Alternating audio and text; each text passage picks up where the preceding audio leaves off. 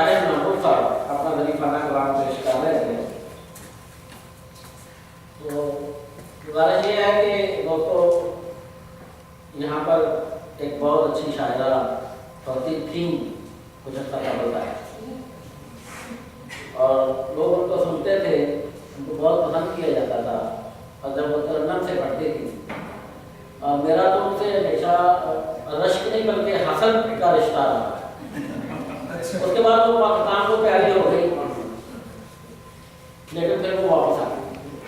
अब मुझे ये भी नहीं मैं डिसाइड कर सकता कि मुझे उनसे जाने पे ज़्यादा खुशी होती है या आने पर।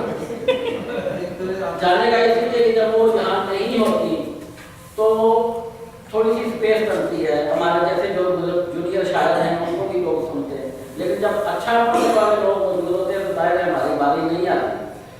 तो बारह लोग वापस तशरीफ आ चुकी हैं अपने पूरे जाहो जलाल के साथ। तो अभी वो आपके सामने अपना कलाम पेश करेंगे आपकी तालियों की गूंज में। मोहतरमा ठाकुर।